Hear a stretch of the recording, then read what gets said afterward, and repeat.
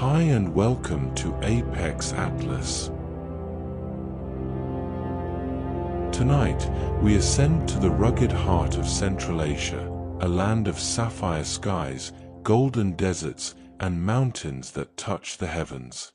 We are journeying to Afghanistan, the historic crossroads of the world, where empires have met, cultures have blended, and history has been carved into the very stone of the earth.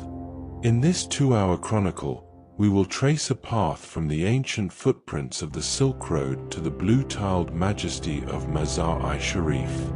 We will walk through the lost gardens of Babur, listen to the echoes of the Greco-Bactrian kings, and find stillness in the high, hidden valleys of the Wakan corridor.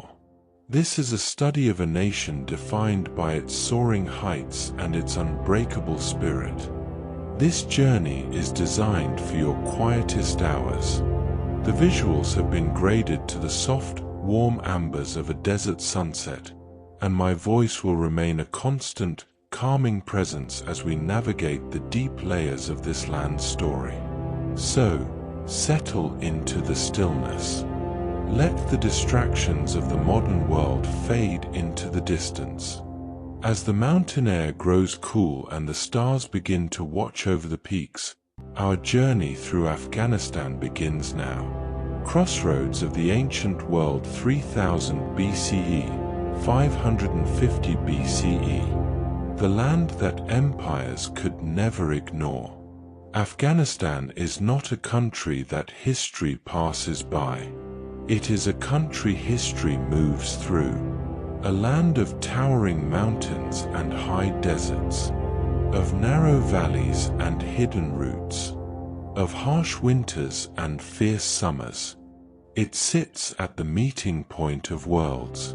Central Asia, South Asia, the Middle East, China's western edges. And because of that position, Afghanistan has always been something far greater than a place on a map. It has been a crossroads, a bridge, a battlefield, a prize, a shield.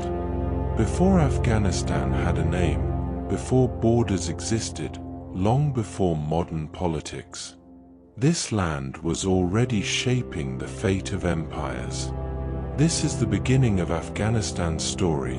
An ancient world of early settlements, trade routes, and cultures that grew in the shadow of mountains. A geography that creates history.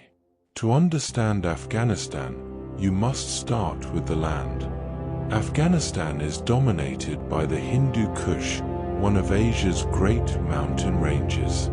These mountains do two things at once. They connect regions through passes, and they isolate regions through barriers. They create corridors where people can travel, sometimes the only corridors possible. But they also create places that are defensible, hidden, and difficult to conquer. This means Afghanistan's geography has always shaped its political reality. Routes for invasion and trade, but also natural resistance against control. A conqueror can enter Afghanistan, but holding it is another story. And that truth begins thousands of years ago. The first communities, life before kingdoms.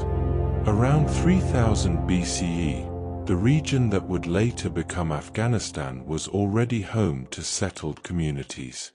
Not one unified civilization, but networks of villages, farming societies, and early urban centers tied to rivers and fertile valleys. The most important early human realities here were water access, farmland in valleys, livestock herding, seasonal migration routes, and trade through mountain corridors. Afghanistan's earliest societies were shaped by survival strategy. You do not build careless civilizations in harsh landscapes. You build resilient ones. The Bronze Age, a region of trade and wealth. As the Bronze Age developed, Afghanistan's region became linked to wider civilizations through trade. To the west were the cultures of Iran and Mesopotamia. To the southeast, the Indus Valley civilization. To the north, steppe cultures and Central Asian trade. Afghanistan became important because it contained something every ancient civilization desired: resources. One of the most famous is lapis lazuli, a deep blue gemstone mined in Afghanistan's northeast. Lapis was prized in ancient Egypt and Mesopotamia. That means Afghanistan, even in the Bronze Age, was connected to the far-reaching luxury world of ancient empires.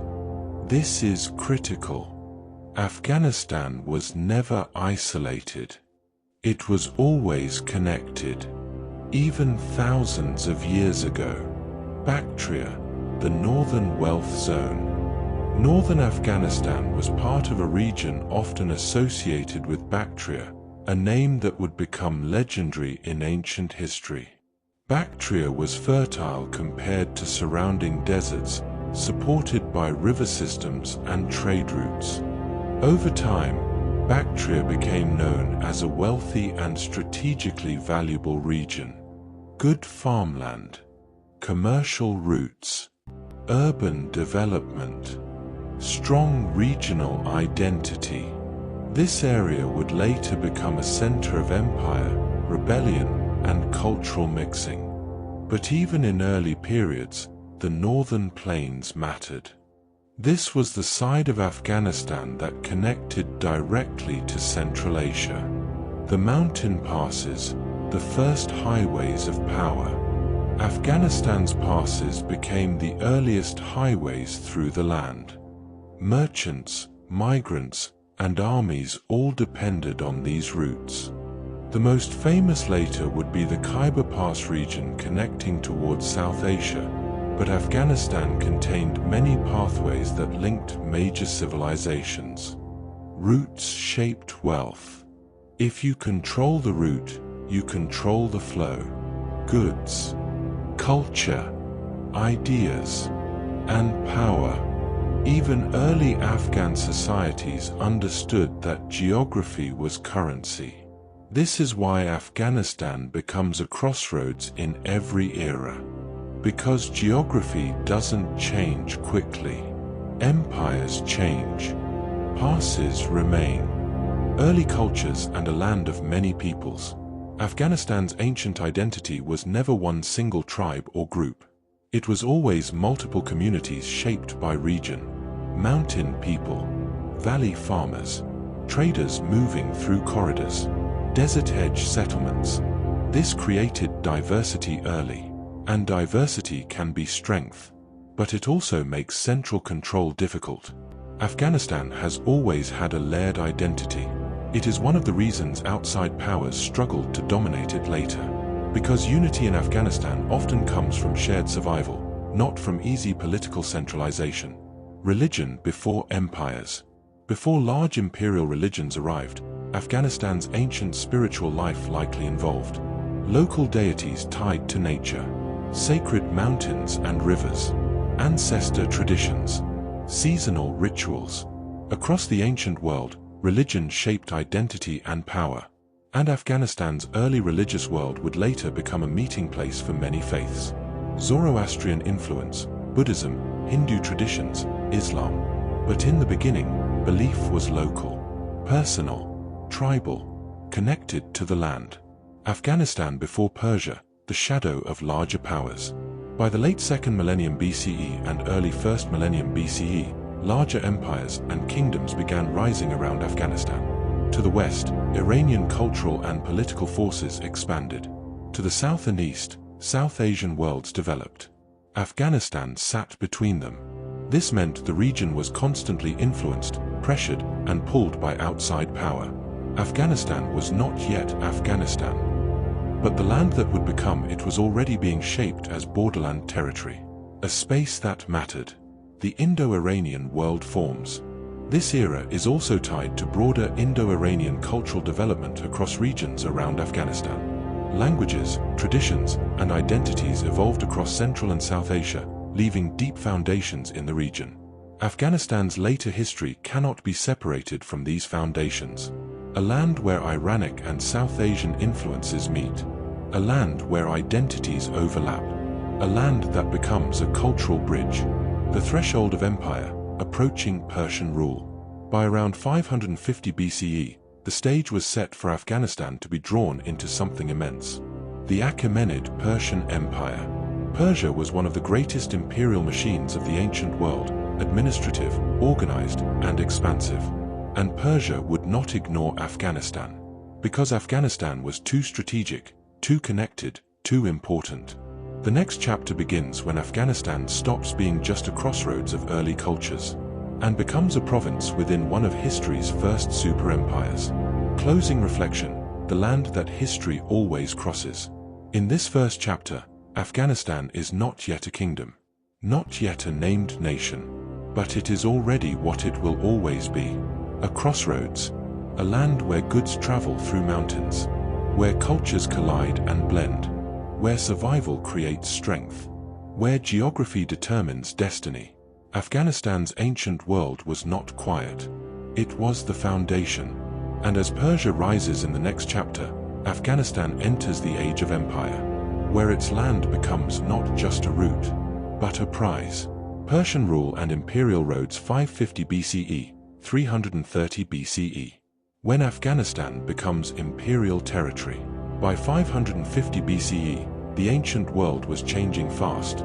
Small kingdoms were being swallowed by great empires. Trade routes were becoming organized corridors of power. The idea of empire was evolving from simple conquest into administration, systems, taxes, governors, roads, and control. And the greatest empire of this age rose from Persia, the Achaemenid Empire. To Persia, Afghanistan wasn't some distant wilderness. It was a strategic heartland, a bridge between regions, a gateway to India, a frontier that could not be ignored. This chapter is the story of Afghanistan being drawn into one of history's first true super empires, where the mountains became imperial highways and the crossroads became a controlled zone of global power. The Achaemenid Empire, a machine of control. The Achaemenid Persian Empire was not simply a collection of conquered lands. It was a system. It was designed to rule enormous territory without constant chaos. Persia achieved this through administration, governors, taxation, local autonomy under imperial oversight, military organization, and most importantly, roads. Persia did not want endless rebellion. It wanted predictable order. That meant the empire had to manage diversity. And in regions like Afghanistan, already ethnically and culturally complex, this became essential. Why Afghanistan mattered to Persia? Afghanistan's importance was simple. Location. It sat between Persia and Central Asia, between Persia and India, between Persia and the steppe worlds to the north. It was a place where invaders could pass through, and a place where trade could enrich whoever controlled it. To hold Afghanistan meant to protect the empire's eastern flank. To lose Afghanistan meant to open a corridor for rivals. In empire strategy, Afghanistan was not optional. It was structural. Satrapies, Persia's provincial system. Persia divided its empire into administrative regions called satrapies, governed by officials known as satraps. This system allowed the empire to manage huge territory without a single center trying to micromanage everything. Afghanistan's region was divided into important satrapies that included areas such as Bactria, north, Arachosia, south, Drangiana and nearby regions.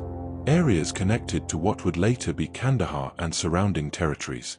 These names mattered because they became the political identities of ancient Afghanistan. Afghanistan was not yet a nation, but it was becoming a governed space, a controlled space, an imperial province. The imperial bargain, control through cooperation. Persia often ruled through a careful balance. Local elites kept some authority. Local cultures were tolerated. In exchange, they paid tribute and stayed loyal. This was the Persian method. Control through structure, not constant destruction. In Afghanistan, where tribal and regional identities were strong, this approach mattered. Persia didn't always try to erase local identity. It tried to harness it. This made Persian rule more stable than many empires. But stability always came with a price. Taxes, tribute and wealth. Afghanistan's role in the empire. Being part of an empire meant tribute. Goods, resources, and wealth flowed outward toward the imperial center. From Afghan regions, this could include livestock, agricultural goods from fertile valleys, valuable materials from mountain regions, and human manpower for military service. This was how empires functioned. The center becomes rich through the periphery, and the periphery becomes valuable because it fuels the center. Afghanistan's land wasn't only strategic, it was useful. And usefulness keeps provinces under control as long as the empire remains strong. The roads, Persia's arteries of power. The Persian Empire's roads were among its greatest achievements. While the most famous is the Royal Road in the west, Persian connectivity extended across the empire, including the east. Roads in Afghanistan's region weren't simply paths for travelers. They were imperial arteries. They carried messengers, soldiers, tax officials, trade caravans, information. In the ancient world, speed of information and movement meant power. If you could send orders quickly, you could hold distant provinces. Afghanistan's passes became routes of empire. Mountain corridors became controlled highways. This is where Afghanistan's crossroads role became institutionalized. Afghanistan as a military frontier. Afghanistan wasn't only a trade route, it was a military frontier.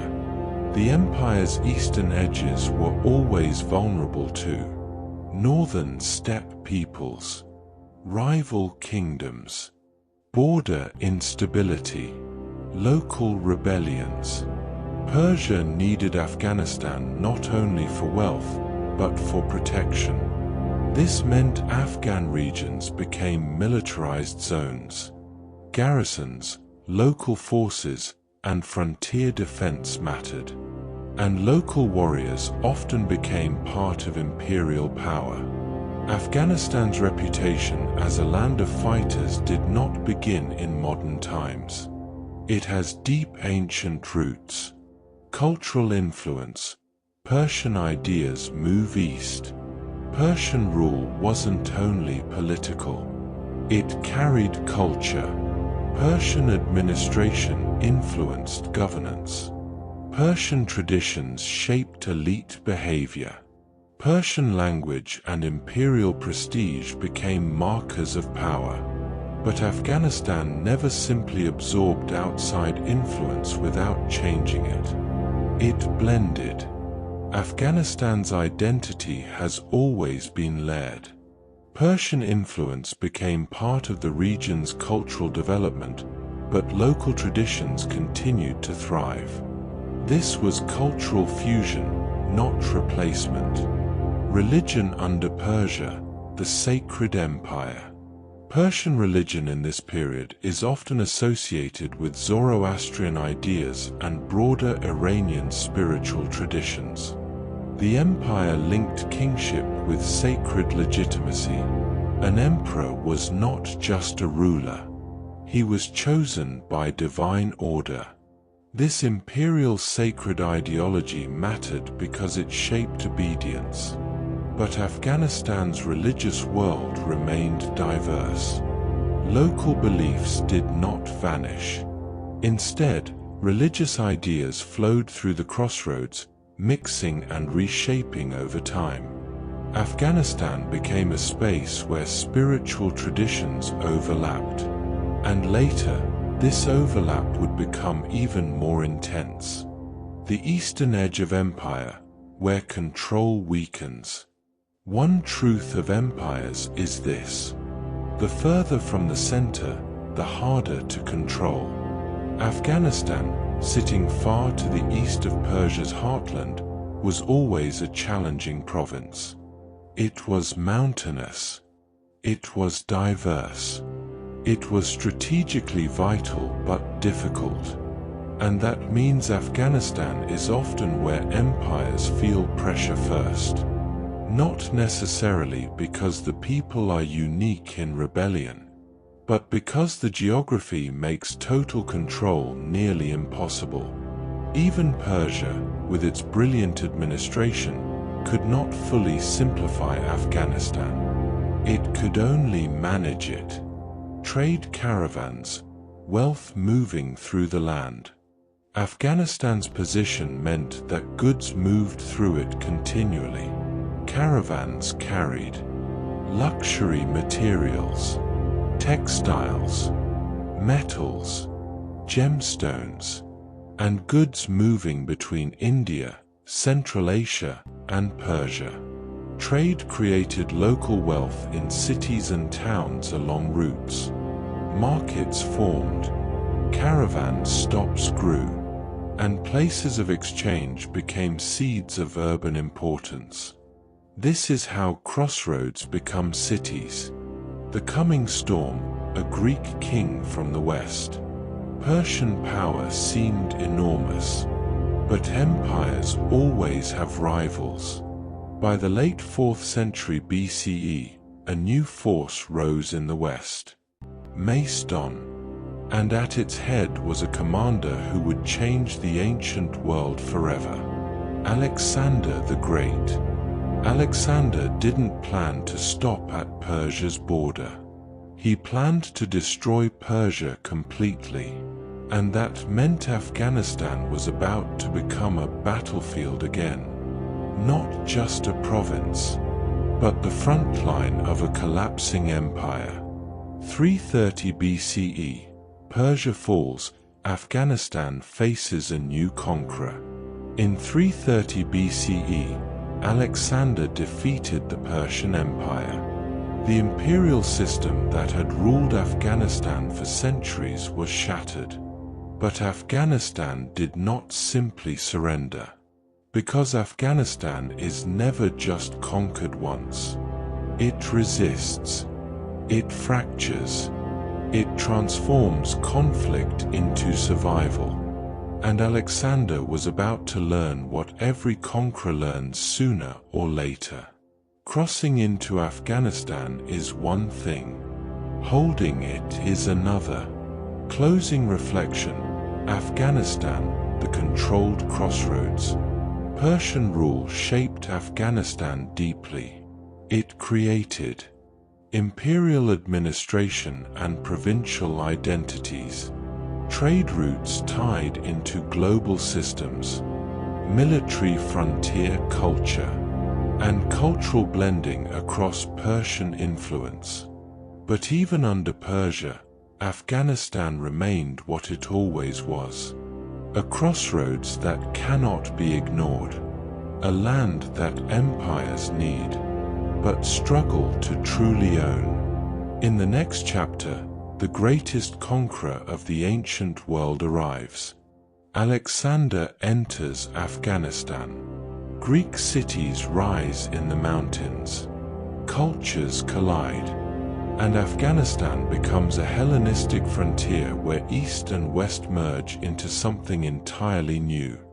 Alexander and the Hellenistic frontier, 330 BCE, 150 BCE, ****. Opening scene, the conqueror enters the mountains. By 330 BCE, the Persian Empire had fallen. Its royal court was shattered. Its governors were hunted down.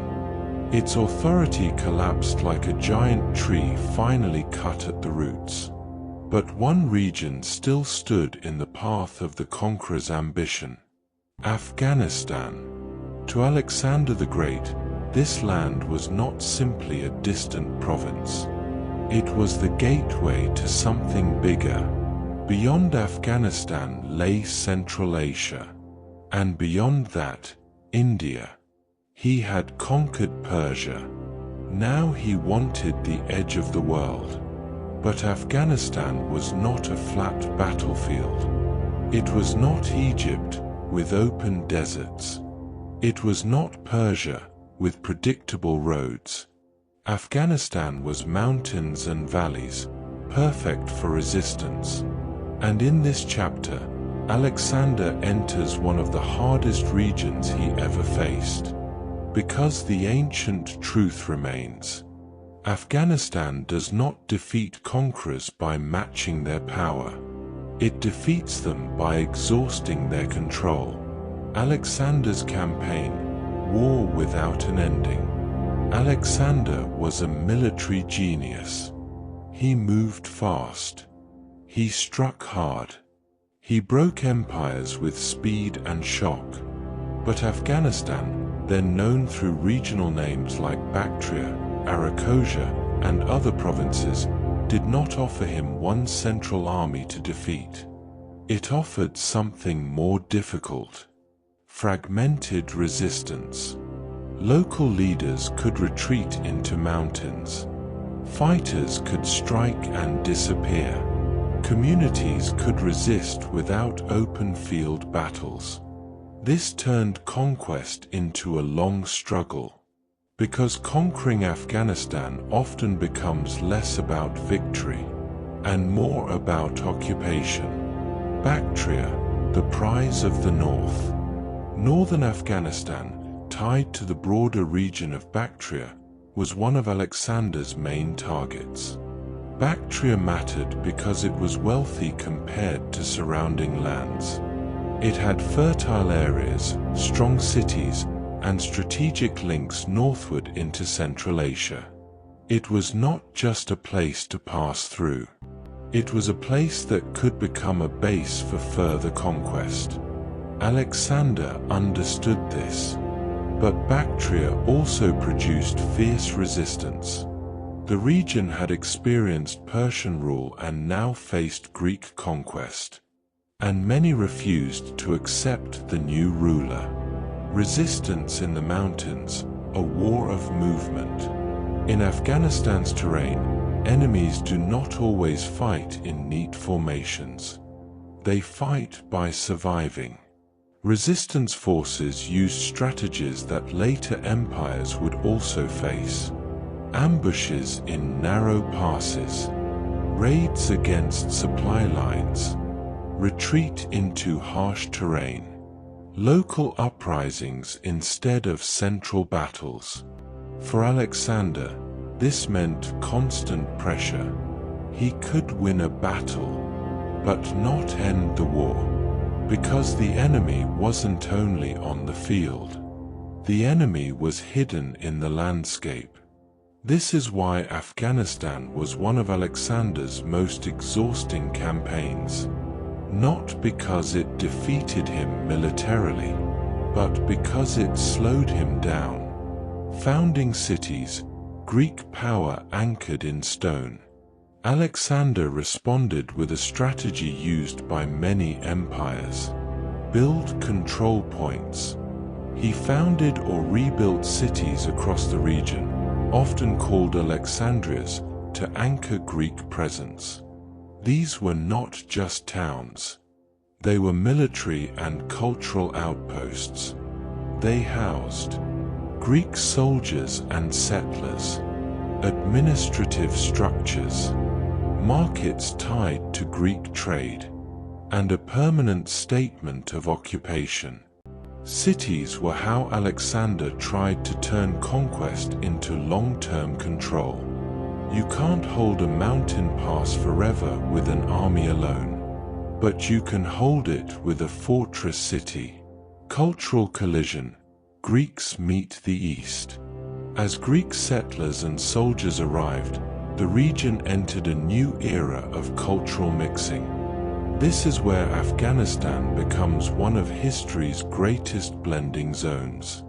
Greek culture brought language, military organization, art styles, architecture, coinage systems, and new political identity. But local cultures did not vanish. They remained powerful. Persian influences, Central Asian traditions, and regional identities continued. So instead of replacement, something new emerged. Fusion. Afghanistan became a place where East and West merged. Not peacefully always, but permanently. Marriage as politics, Alexander and Roxana. One of the most famous symbols of this cultural fusion is Alexander's marriage to Roxana, a woman from the region of Bactria Sogdiana.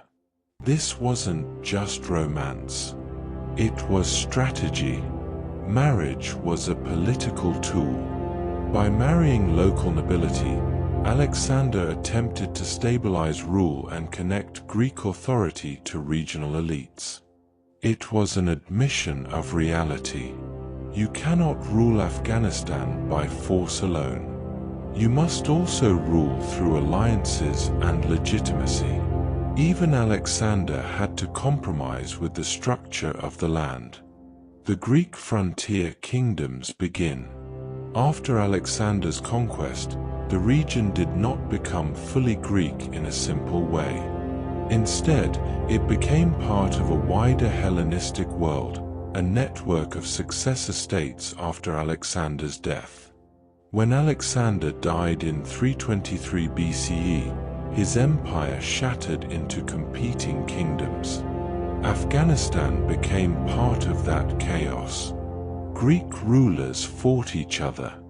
Borders shifted. But Greek presence remained. And over time, the region became known for Hellenistic frontier kingdoms, Greek culture living far from Greece itself. This is how Afghanistan becomes a strange historical wonder. Greek cities and Greek coins. In Central Asia, Greco-Bactria, the distant Greek kingdom. One of the most famous Hellenistic states connected to Afghanistan's region was the Greco-Bactrian kingdom. It emerged from the weakening control of the Seleucid Empire, one of Alexander's successor realms. This kingdom was powerful, wealthy, and independent. Greek rulers in Bactria didn't see themselves as outcasts. They saw themselves as rightful heirs of Alexander's dream. They minted coins with Greek inscriptions. They ruled over diverse populations. They controlled major trade routes. This was Greek civilization surviving in Asian soil. Trade expands, Afghanistan as global connector again. Under Hellenistic influence, trade continued expanding. Afghanistan's position meant goods could flow between the Mediterranean world, Central Asia, India, and China's western edges. This was the early shaping of what would later become the Silk Road network. Greek cities helped facilitate markets and coin-based trade. Caravans moved goods across the landscape. This region became an economic corridor again. Always the crossroads. Always the bridge. Art and identity begin to transform. One of the most lasting legacies of the Hellenistic era in this region is artistic influence. Greek realism and style influenced local art. Local art influenced Greek expressions. This fusion would later produce some of the most unique cultural creations in world history, especially in the next era, when Buddhism rises strongly in the region. Because Afghanistan will soon become not just a battlefield of empires, but a center of faith and civilization. The fragility of frontier kingdoms. But frontier kingdoms are always vulnerable. They are distant from the cultural heartlands. They sit surrounded by rival powers. They rely on trade and stability. When new invaders arrive, frontier states often collapse first, and new forces were rising from the north and east. Nomadic groups, new empires, new political energies. The Greek presence in Afghanistan's region would not last forever, but it would leave fingerprints across centuries. The end of an era, Greek rule begins to fade. By around 150 BCE, Hellenistic dominance in the region weakened under pressure from new powers. Greek influence did not disappear instantly, but the era of Greek political control was fading, and what replaced it wasn't simply another empire. It was something even more culturally transformative. A world shaped by Silk Road kingdoms, the Kushans, and the rise of Buddhism in the heart of ancient Afghanistan. This would become one of the most extraordinary periods in Afghan history. A time when this land wasn't just a crossroads for soldiers, but a crossroads for spiritual civilization. Closing reflection, Afghanistan, where worlds merge. Alexander came to conquer, but Afghanistan did what it always does to conquerors. It forced them to adapt. It slowed them. It reshaped their plans. It absorbed their culture and transformed it. The Hellenistic era left Afghanistan with something lasting. Greek cities and urban systems, coinage and administration, cultural fusion between East and West, and a foundation for the Silk Road age. Afghanistan was no longer only a frontier. It was becoming a civilization crossroads that could shape religion, art, and global culture. In the next chapter, Afghanistan enters an era of extraordinary spiritual influence. Buddhism, Silk Road wealth, and kingdoms that connected continents. The Kushans rise, and Afghanistan becomes one of the great centers of the ancient world.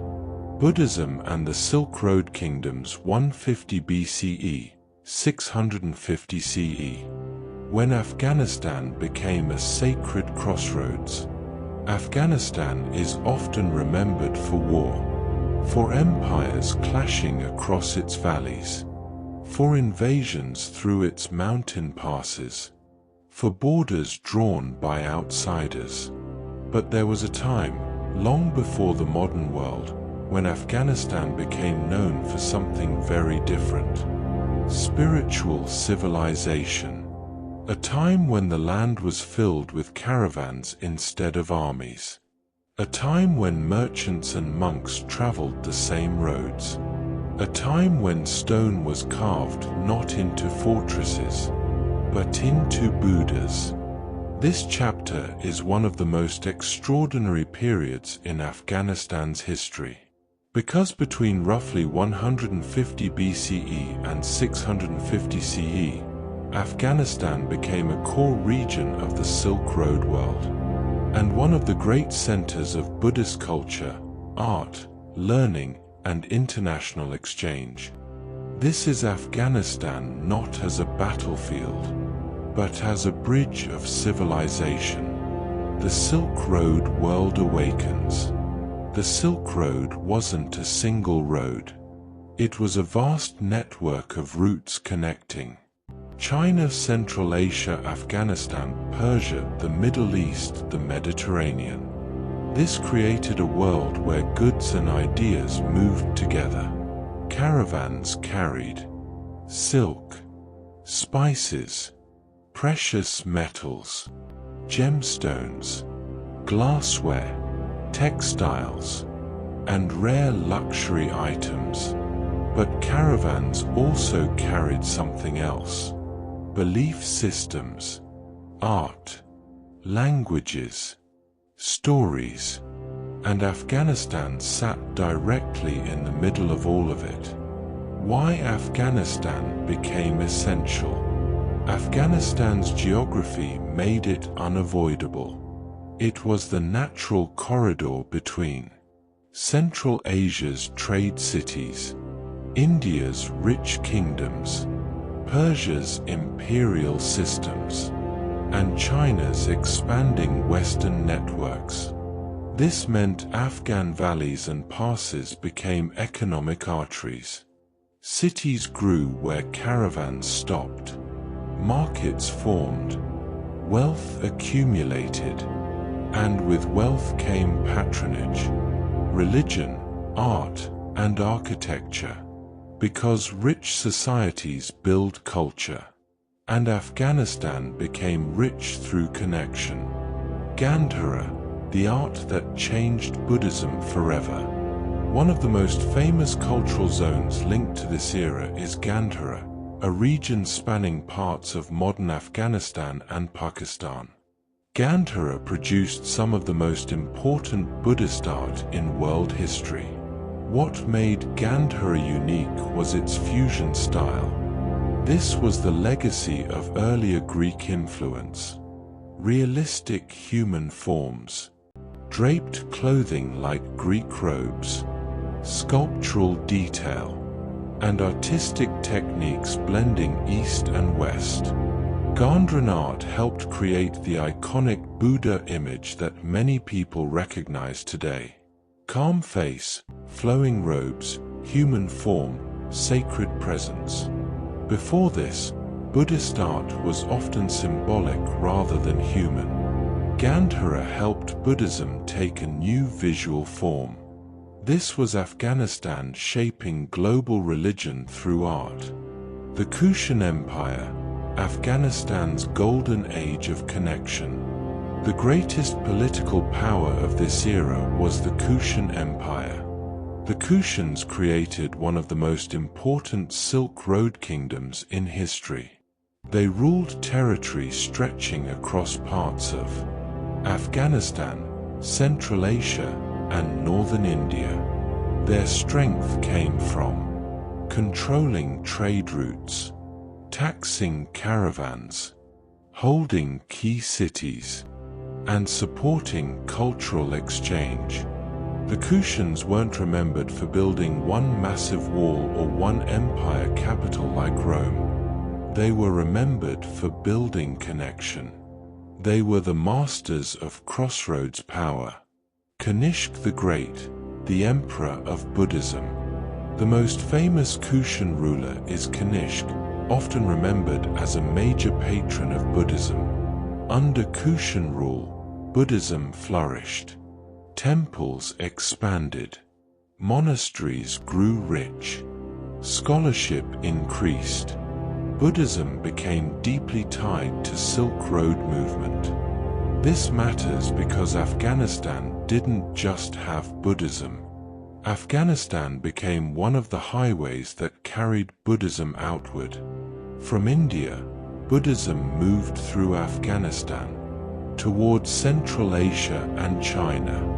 This was religious globalization, centuries before the modern world. Monasteries as Silk Road infrastructure. Buddhist monasteries weren't only spiritual spaces. They were also practical infrastructure. They offered shelter for travelers, safe stopping points for caravans, food and water access, storage opportunities, and centers of education. In a dangerous landscape, monasteries could be islands of stability. They made travel possible, and travel made trade profitable. So religion and commerce supported each other. Merchants funded monasteries. Monasteries supported merchants. This is how a spiritual culture becomes economically powerful. Bamyan, the Valley of Giants. One of the most famous symbols of Buddhist Afghanistan is Bamyan. Bamyan sat along important Silk Road routes, surrounded by mountains. And here, the world witnessed something incredible. 2 colossal Buddha statues carved into a cliff face. These were not small religious icons. They were monumental statements. They said, "This is a holy place. This is a wealthy place. This is a crossroads of civilization." The Buddhas of Bamyan stood for centuries, seen by travelers moving across Asia. They were not only Afghan heritage, they were world heritage. They represented Afghanistan's place as a spiritual center of Eurasia, a land of many faiths. Even during this Buddhist peak, Afghanistan was not religiously uniform. It was diverse. Alongside Buddhism, there were influences of local traditions, Iranian spiritual systems, Hindu practices from the south, and evolving regional beliefs. Afghanistan has almost always been a multi-faith region.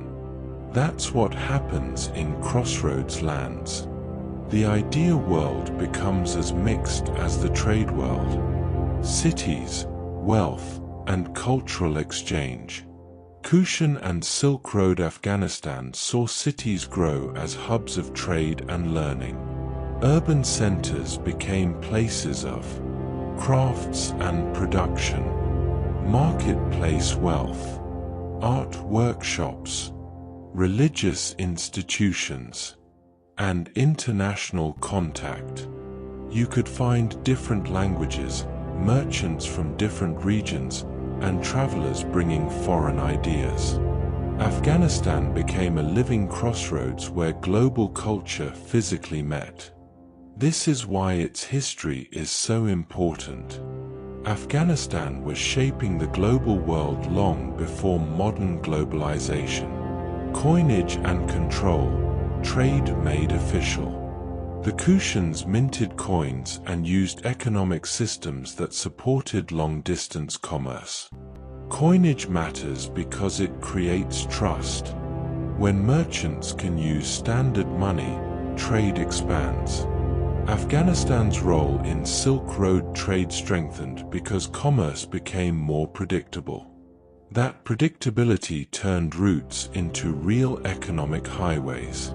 And Afghanistan was sitting on one of the most valuable highways in the ancient world. The beginning of change, new powers rise. No golden age lasts forever. By the 400s-600s CE, regional politics shifted again. New powers rose in Persia. New movements swept through Central Asia. Trade routes shifted or became unstable, and Afghanistan's Silk Road kingdoms began weakening. The region faced pressure from multiple directions: rising Persian influence, Central Asian nomadic movements, internal fragmentation, and changing religious landscapes. Buddhist dominance did not disappear instantly. But the era of Afghanistan as a Buddhist supercenter was fading. And soon, a new force would enter Afghanistan that would transform the land completely. Islam. The last days of the Buddhist era. By around 650 CE, the world surrounding Afghanistan had changed dramatically.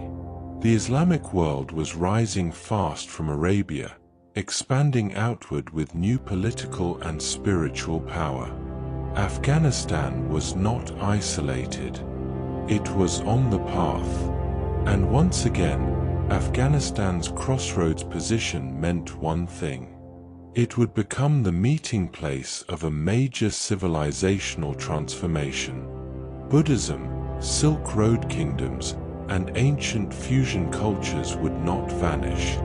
But the political and religious center of gravity was about to shift. Closing reflection: Afghanistan's forgotten golden age. This chapter reveals a side of Afghanistan many people forget. Afghanistan was once one of the most culturally connected regions on Earth. It was a Silk Road bridge, a Buddhist art powerhouse, a place where Greek, Indian, Persian, and Central Asian influences fused, and a center of monumental religious architecture. The Buddhas of Bamyan were not built in a land of isolation. They were built in a land of global exchange. Afghanistan was not only shaped by invaders, it shaped world civilization through art, faith, and connection. But history is turning again. In the next chapter, Afghanistan enters the Islamic era. New dynasties rise, cities flourish, knowledge spreads, and Afghanistan becomes a key part of the Islamic world's golden centuries. Islam arrives, new faith, new powers, 650 to 1200. A new faith crosses the mountains. In the 600s, the world changed faster than anyone could have imagined. A new religion rose in Arabia, Islam, and within a single century, it spread across lands that had been ruled for thousands of years by older empires.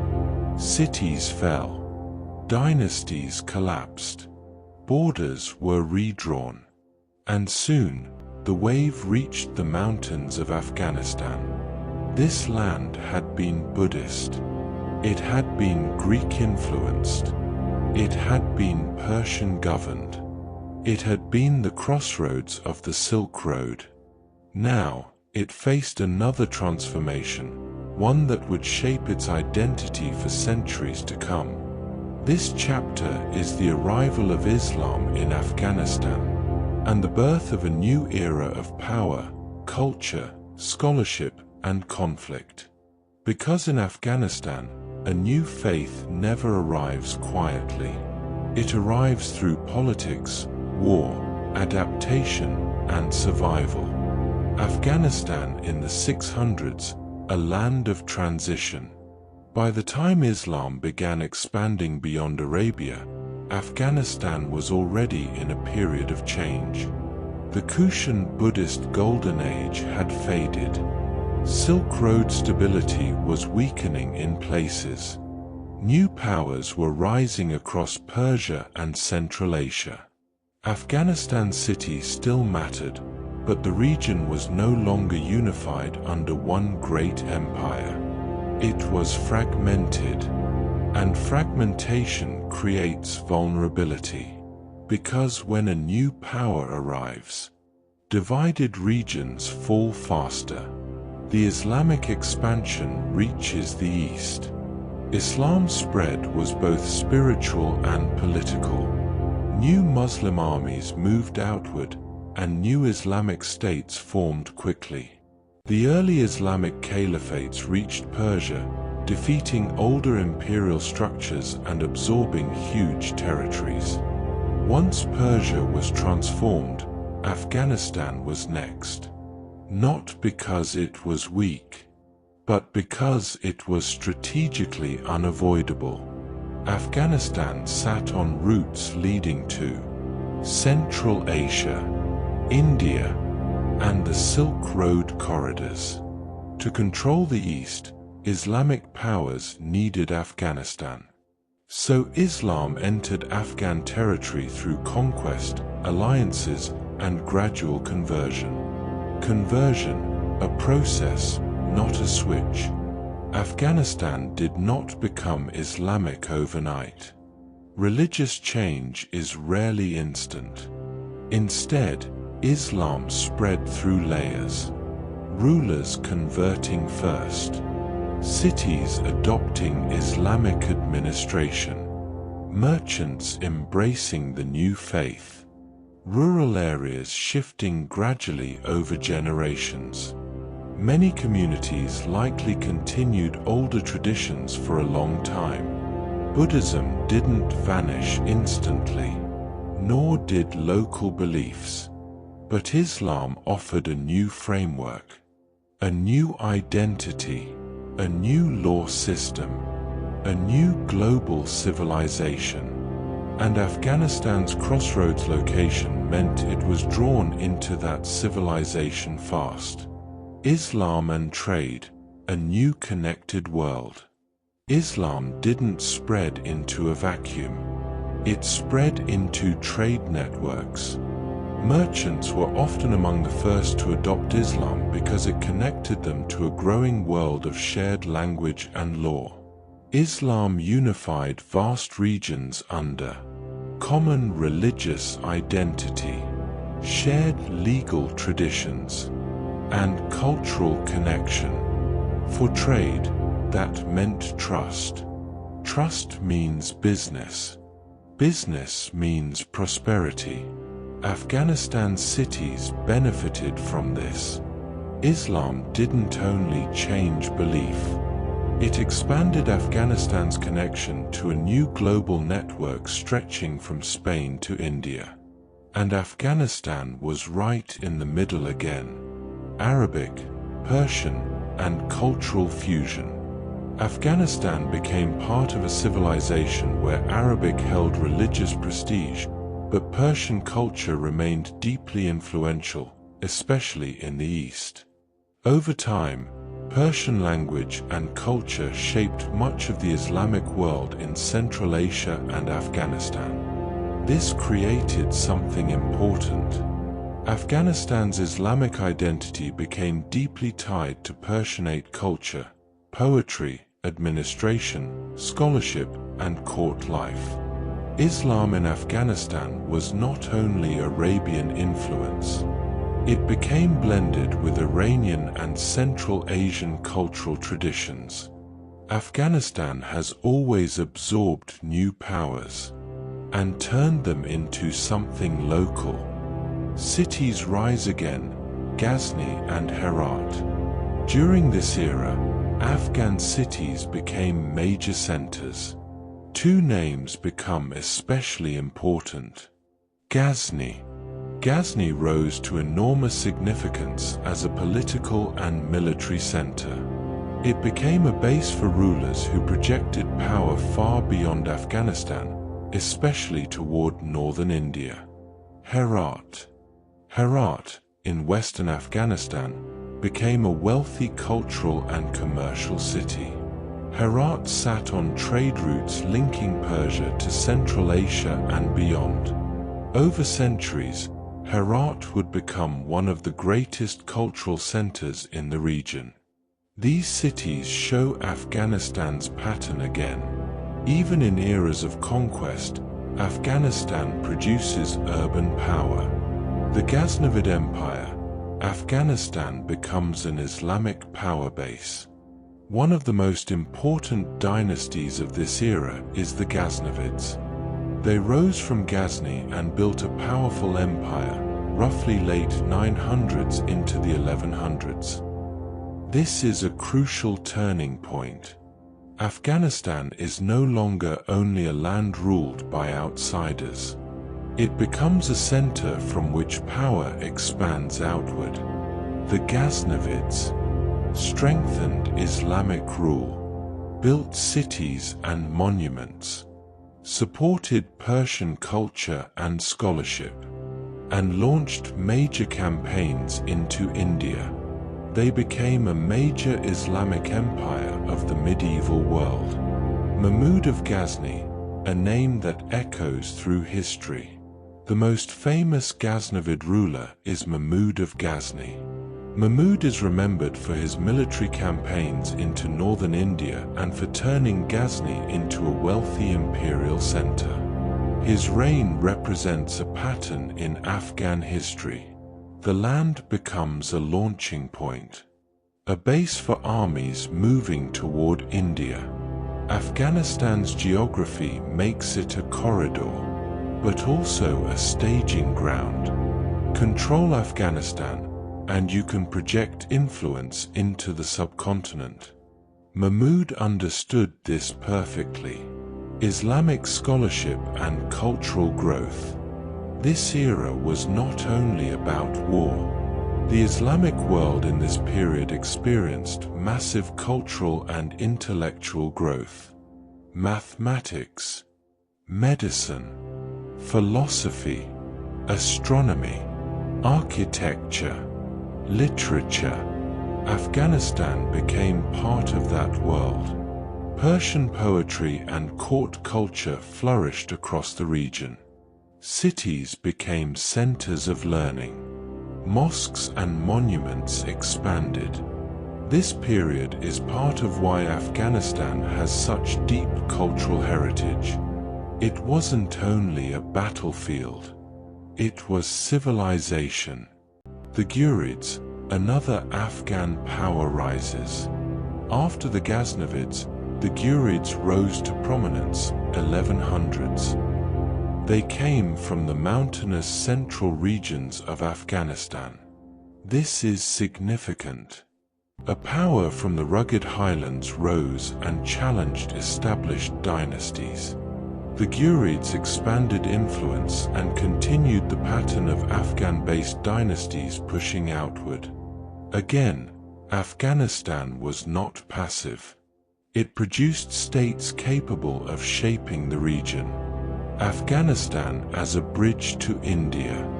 Both Ghaznavids and Ghurids played major roles in the political history of northern India. Afghanistan became a corridor for influence, conquest, and cultural exchange. This had long-term consequences. Islam spread further into South Asia. Persianate court culture influenced Indian political worlds. Trade expanded across the frontier. Afghanistan wasn't simply between worlds. It connected worlds. And that made it powerful. The seeds of future disaster. But even as Islamic dynasties rose and cities flourished, a storm was forming far to the east. A force unlike any previous empire. A force that did not negotiate like Persians, or build cities like Greeks, or patronize scholarship like the Ghaznavids. A force that arrived like fire across the land. The Mongols were rising. And the next chapter is one of the most destructive in Afghan history. The invasion that shattered cities and traumatized the region for generations. Because no matter how strong Afghanistan becomes, history always tests it again. Closing reflection, Afghanistan becomes an Islamic civilization hub. Between 650 and 1200, Afghanistan transformed completely. It moved from Buddhist Silk Road heritage into Islamic civilization. But it didn't lose its crossroads identity. Instead, it became a new kind of crossroads. Islamic Empire meets Persian culture. Central Asia meets India. Trade routes meet armies. Cities become power centers. Afghanistan was no longer only being shaped by history. It was shaping the history of the entire region. And then, the Mongol storm approached. And everything built in this era would be tested by destruction. The Mongol storm and the ruins of empires 1200 to 1500, the storm that turned cities to dust. There are moments in history when everything built over centuries is erased in a single generation. When civilization is not conquered, but shattered. In the early 1200s, the Islamic world was flourishing. Cities thrived. Trade flowed. Knowledge spread through mosques, libraries, and markets. Afghanistan sat at the heart of this connected world. It had strong cities, powerful dynasties, regional influence. And then the Mongols arrived. Not like a normal empire, not like Persians with administration, not like Greeks with cities, not like Muslim dynasties with courts. The Mongols came like a moving disaster, and Afghanistan, because it always sits on the road between worlds, found itself directly in their path. This chapter is one of the darkest in Afghan history. The collapse of old power, the destruction of cities, and the long struggle to rebuild. The Mongols, a new kind of empire. The Mongols were born on the steppe. They lived in motion. Their society was shaped by speed, discipline, and survival. When Genghis Khan united the Mongol tribes, he created something terrifying. A military machine that could destroy established states with shocking efficiency. The Mongols moved fast. They used cavalry in ways settled armies struggled to counter. They punished resistance brutally.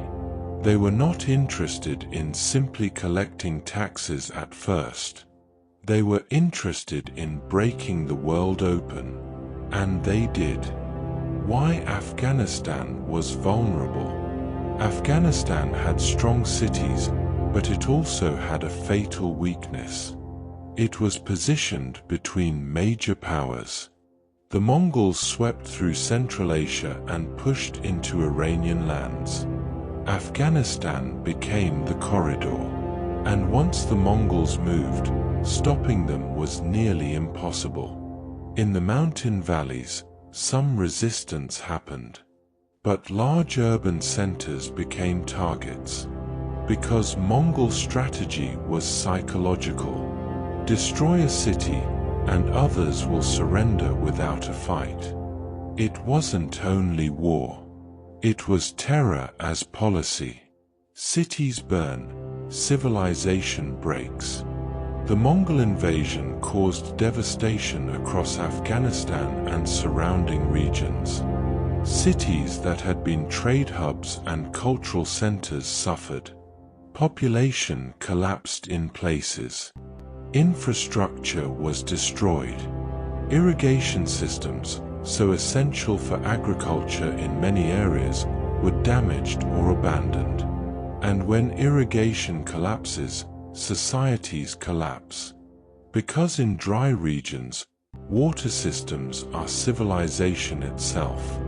This is one of the most brutal truths of Mongol destruction. They didn't just destroy armies. They destroyed the systems that allowed life to flourish. The psychological scar. Mongol conquest left more than physical ruin. It left memory. Generations lived with stories of fear. Fear changes society. It makes people distrustful of outsiders. It makes communities more defensive. It creates trauma that lasts far beyond the war itself. Afghanistan's identity as a land of resilience was strengthened in fire. Because survival became the main skill again. Rebuilding under Mongol rule. But history is rarely one-sided. Even the Mongols, after destruction, eventually shifted. As they settled into ruling conquered territories, they began to depend on administration, trade, and local systems. They could not survive purely by burning everything. So a new phase followed. Rebuilding. Afghanistan remained strategically important. Trade had to return. Cities had to function again. And while the Mongols were feared, they also created a new imperial order across Eurasia that made long-distance travel possible again in many areas. The Silk Road revived under Mongol control. The world became connected in a new way. And Afghanistan, once again, was right in the middle. The Ilkhanate influence. In the wider region, a Mongol successor state known as the Ilkhanate formed in Persia and neighboring territories. Afghanistan's fate was tied to these post-Mongol systems. Power was no longer in one central imperial capital like before. It was divided among Mongol rulers. But these rulers became increasingly integrated into the cultures they ruled. They adopted local practices. They supported trade. They interacted with Islamic society. The world was rebuilding under new masters. Afghanistan's role, corridor and frontier again. Even under Mongol and post-Mongol rule, Afghanistan remained what it always was. A corridor. Merchants and travelers moved through. Caravan routes reformed. Goods flowed again. But the region's political landscape remained unstable. Because post-Mongol empires often fractured. And fractured empires create power vacuums, which invites new conquerors. And a new conqueror was coming. Timur, the second storm. In the late 1300s, a new warlord rose from Central Asia. Timur, known in the West as Tamerlane. Timur admired the Mongols and claimed their legacy, but he built his own empire through relentless conquest. Like the Mongols, Timur used terror. He destroyed cities, crushed resistance, and created fear. His campaigns were brutal and sweeping. And Afghanistan once again fell under the shadow of a conqueror who ruled through fear and force. It was another storm in a land that barely had time to recover. Herat, a city that refused to die. Even in destruction, some cities rose again. One of the most important was Herat. Herat became a major center in the Timurid world. And under Timur's successors, Herat flourished culturally. This matters because it shows Afghanistan's deepest pattern. Even when empires burn it, the land rebuilds. Even when cities collapse, new ones rise. Herat became known for art, architecture, learning, Persianate culture. It became one of the great cultural capitals of the region. A reminder that Afghanistan's history includes more than war. It includes civilization reborn after ruin. The Timurid Renaissance. In this era, Timurid courts patronized culture and scholarship. Architecture advanced. Art flourished. Persian literature and culture remained powerful. Herat became associated with intellectual and artistic achievement. It was one of the brightest centers in the Islamic world at the time. This is one of history's strange paradoxes.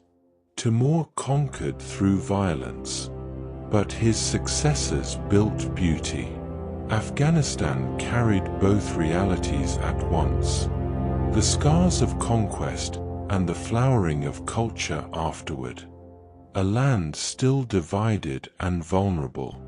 But even as Herat rose, Afghanistan remained politically fragmented. Local power structures shifted constantly. Tribal forces remained important. Regional loyalties shaped control. And the wider world continued changing. New empires would soon rise around Afghanistan again. Persia strengthening. Indian powers expanding. Central Asian forces shifting. Afghanistan was heading toward another era of being caught between giants. Because geography cannot be escaped. Afghanistan sits where empires collide, setting the stage for the next era. By around 1500, Afghanistan was no longer a single clear empire center. It was a region shaped by Mongol destruction, Timurid rebuilding, cultural resilience, and political fragmentation.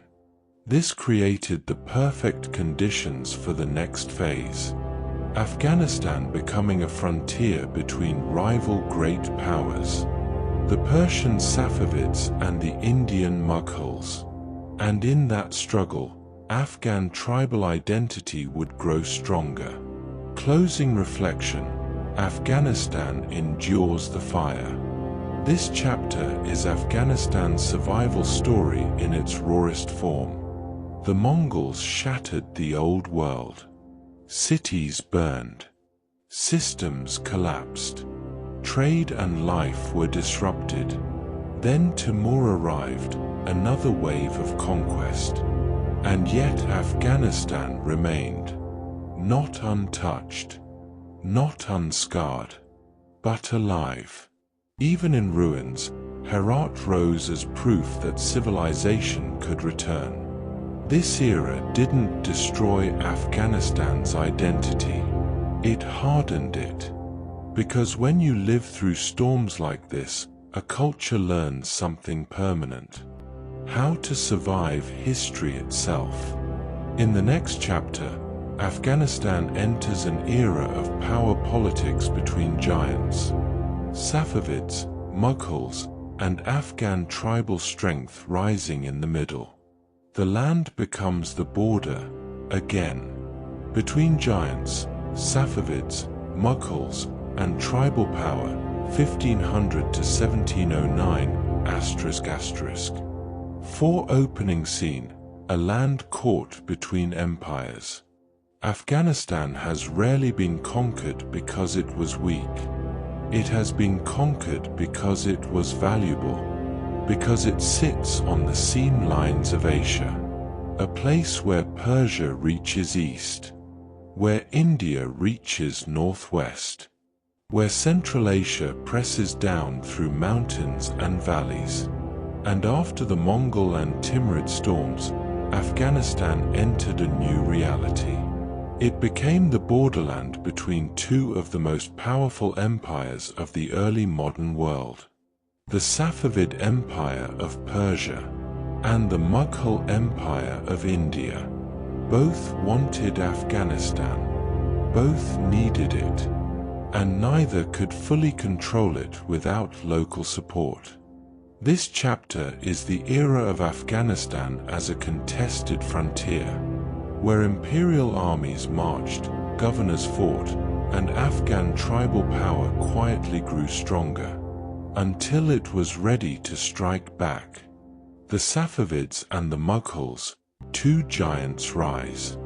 By the early 1500s, two major powers dominated the region around Afghanistan. The Safavid Empire. Based in Persia, Iran, the Safavids built a powerful state with strong military identity and deep religious influence. The Mughal Empire. Based in India, the Mughals created one of the richest empires in world history: wealthy cities, massive armies, and incredible cultural achievement. Afghanistan stood between them like a gate. Show Afghanistan on a map and the logic becomes obvious. Control Afghanistan, and you control access. You can project power towards Central Asia. You can protect your borders from invasion. You can hold trade corridors and key cities. Afghanistan was not the edge of these empires. It was the hinge. Kandahar, the city everyone wanted. One city symbolized this struggle more than any other: Kandahar. Kandahar's strategic position made it vital. It connected routes between Iran and India and acted as a key military and trade center. Throughout this era, Kandahar changed hands repeatedly. Safavid control, Mughal control, local uprisings. Back again. Kandahar became a prize passed between giants. And the people living there learned a harsh truth. To survive, you needed strength, either through alliances, resistance, or control. Kandahar became a symbol of Afghan frontier reality. a city that belonged to whoever could hold it, and nobody held it easily. Herat, the cultural jewel. In western Afghanistan, Herat remained important as a cultural and economic center. Herat's location linked Persia to Central Asia. Its prestige remained strong after the Timurid period. Herat represented another truth. Not all power is military. Some power is cultural. Herat survived because it produced value, trade, learning, religion, and artistic legacy. Even when rulers changed, Herat mattered. Cities like Herat prove that Afghanistan wasn't only mountains and warfare. It was urban civilization too. The Mughal connection, Babur and Afghan lands. The founding story of the Mughal Empire is deeply tied to Afghanistan. Babur, the Mughal founder, was connected to Central Asia and used Kabul as a key base before moving into India. Kabul and surrounding regions became linked to Mughal strategy. This shows how Afghanistan worked in imperial politics. Afghanistan was a launchpad, a staging ground, a place to gather forces, control trade, and project power into the subcontinent. Mughal rule often focused on key cities and routes rather than total control of every mountain region. Because controlling the entire Afghan landscape was costly and difficult. Local rule, Afghan autonomy never fully dies. Even under Safavid and Mughal influence, Afghanistan never became fully absorbed as a passive province. Local autonomy persisted. Tribal structures remained strong. Regional leaders controlled areas beyond direct imperial reach. Empires might control cities and main routes, but the deeper countryside and mountain regions could remain outside their full authority. This created a permanent imperial problem. You can conquer Afghanistan's centers, but you cannot easily reshape Afghanistan's inner structure. And that structure was built around local power. Tribal power strengthens in the shadow of empire. This era is crucial because Afghan tribal identity becomes stronger politically. Why? Because living between empires creates pressure, and pressure forces organization. Communities learned. If we do not unify at least temporarily, we will be used as pawns forever. Empires often tried to rule Afghanistan by playing groups against each other, supporting one leader here, weakening another there. But over time, Afghan leaders also learned how to play empires, how to leverage rival powers, how to gain weapons, legitimacy, or autonomy. Afghanistan became not only a victim of imperial strategy, but a master of survival politics, religious and cultural influence in a divided land. Religion also shaped this era. Safavid Persia had strong religious identity and influence, while Mughal India was diverse but carried Islamic court culture. Afghanistan became a space where cultural currents overlapped. Persianate culture remained strong: language, poetry, administration. Islam remained central across regions. Local customs and identities stayed distinct. Afghanistan remained multi-layered. And the more layered a society is, the harder it is for outsiders to unify it under one simple rule. The constant cycle: forts, governors, rebellion. This era often followed a repeating cycle. Empire takes a city, governor installed, taxes demanded, local resistance grows, rebellion erupts. empire responds. Control weakens again.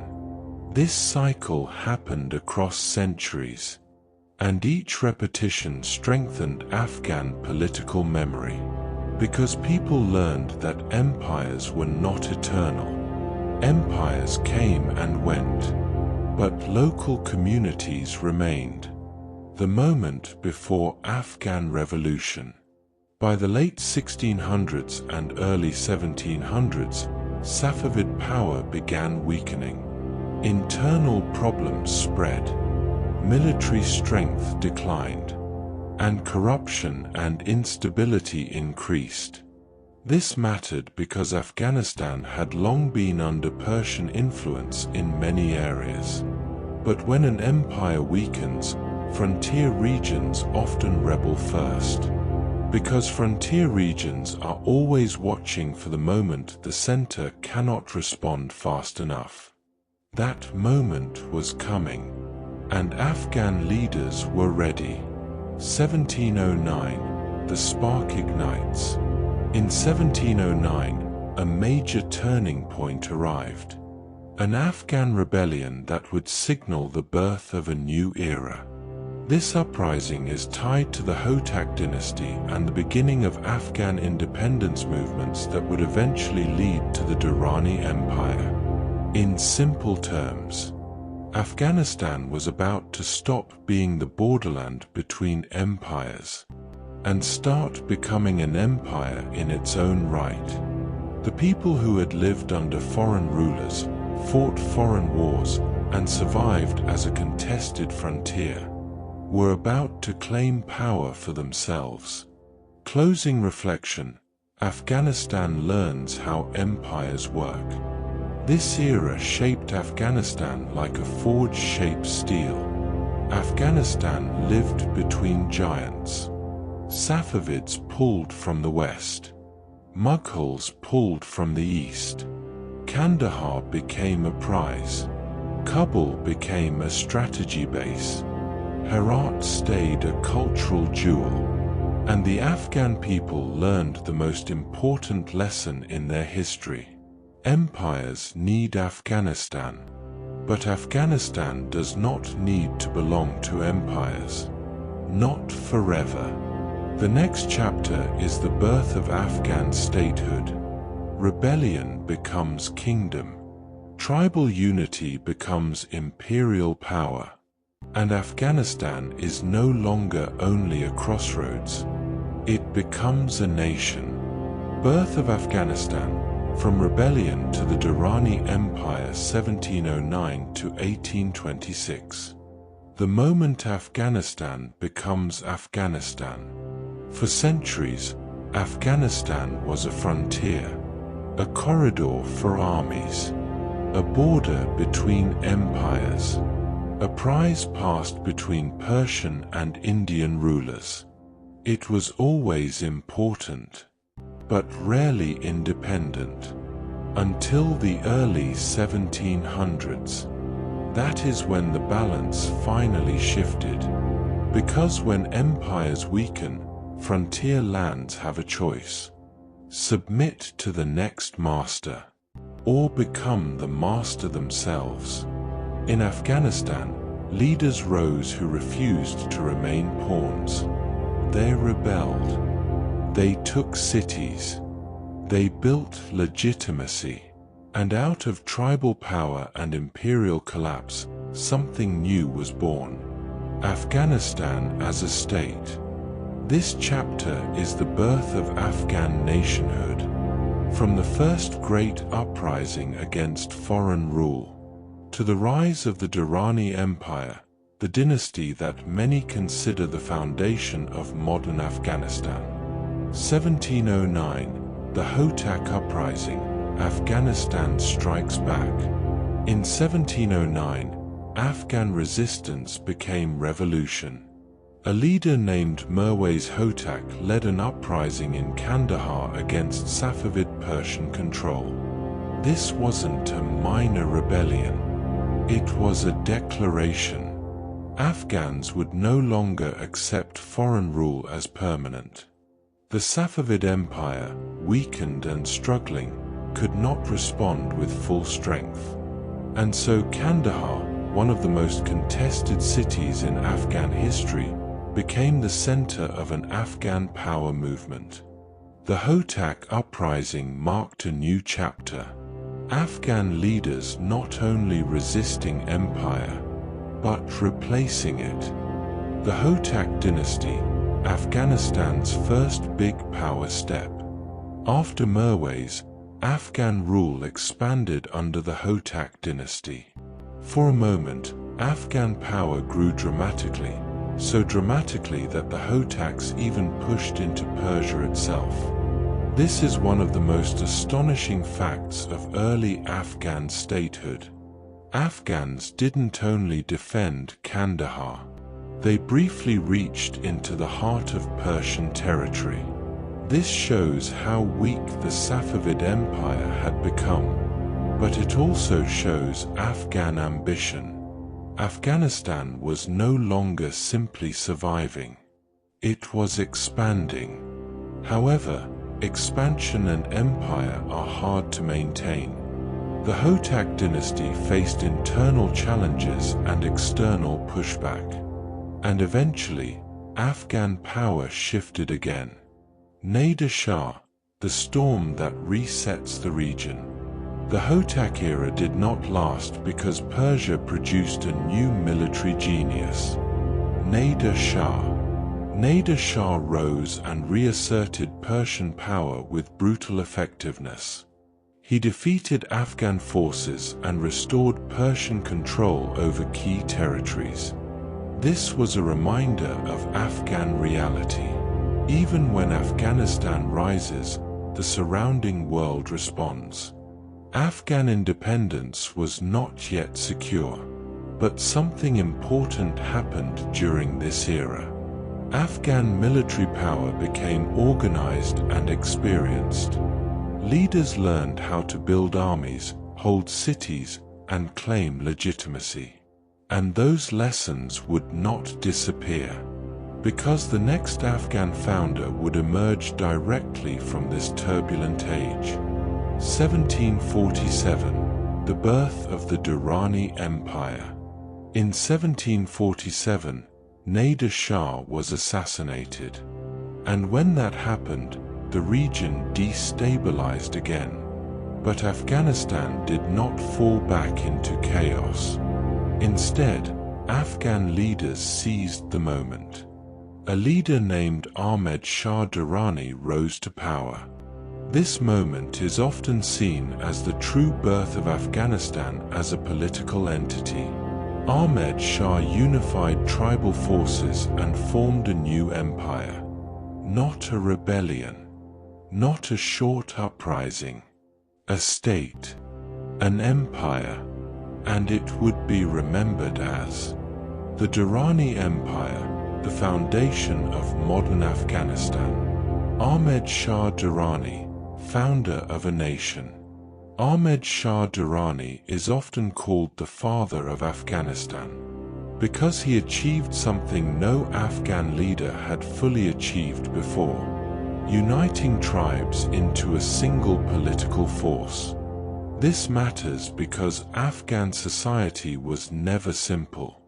It was multi-tribal, regional, and complex. Uniting it required military strength, political intelligence, negotiation skill, and legitimacy. Ahmed Shah didn't just conquer.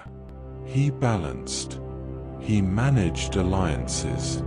He built a structure strong enough to survive beyond his first victories. That is what separates a conqueror from a founder. An empire across regions. The Durrani Empire expanded rapidly.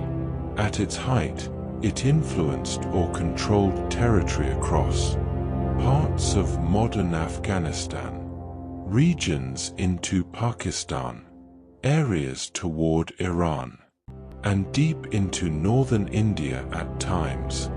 Afghanistan was no longer only a crossroads. It became a power center.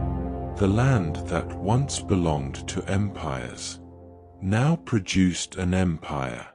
This was Afghanistan in a new role, not just defending passes, but commanding them. Why Afghanistan could become an empire? This wasn't random. Afghanistan had been training for this moment for centuries. Afghan lands were shaped by warfare experience from being invaded repeatedly, strong tribal military traditions, strategic control over key routes, and the ability to adapt to imperial politics. Afghanistan was strong because it was tested. Empires had tried to control it. Afghans learned how empires work, and then they built their own. Kandahar and Kabul, power shifts. In the early Afghan state period, the center of power shifted between key cities. Kandahar was deeply symbolic as a birthplace of rebellion. But Kabul became increasingly important as a strategic capital, central in Afghanistan's geography and connected to wider routes. This reflects Afghanistan's eternal truth. Capitals here are chosen not only for beauty, but for survival and control. Afghanistan and India, the struggle for influence. One of the most dramatic parts of the Durrani era was Afghan involvement in northern India. The Mughal Empire was weakening. Regional powers were rising. And into this shifting world, Afghan armies moved. Afghanistan's rulers understood. Control over frontier regions and Indian territories could bring wealth and prestige. But it also created endless warfare. Because India's plains were not like Afghanistan's mountains. Control required huge resources and constant campaigns. The Battle of Panipat, 1761, a major turning point. One of the defining events often tied to Durrani expansion is the Third Battle of Panipat in 1761. This battle involved massive forces and became one of the great turning points in North Indian history. It demonstrated Afghan power at its height. But it also showed the limits of empire. Victory can expand influence. But holding distant territory is harder than winning one battle. Afghanistan gained prestige, but constant warfare drained stability. The limits of the Durrani Empire. After Ahmed Shah's reign, maintaining unity became harder. Empires built by founders often struggle after the founder dies. Why? Because founders hold alliances together personally. When they are gone, rivals return. Regional tensions rise. Succession disputes appear. Local power becomes harder to control. Afghanistan faced these realities. The Durrani Empire remained important, but internal fractures began to grow. And while Afghanistan struggled internally, the outside world was changing fast. A new threat appears: European power. By the early 1800s, European empires were expanding aggressively in Asia. The British Empire was strengthening its control over India. Russia was expanding southward through Central Asia. Afghanistan's location, always its destiny, became dangerous again. Because now Afghanistan wasn't just between Persia and India. It was between global superpowers. And those superpowers were about to treat Afghanistan like a chessboard. This is where the next era begins. The Great Game. Closing reflection. Afghanistan becomes a nation in the hardest way. This chapter is Afghanistan's political birth. It was not formed in a peaceful conference. It was formed in rebellion, war, and unity forged under pressure. The Hotak uprising proved Afghans could overthrow empire.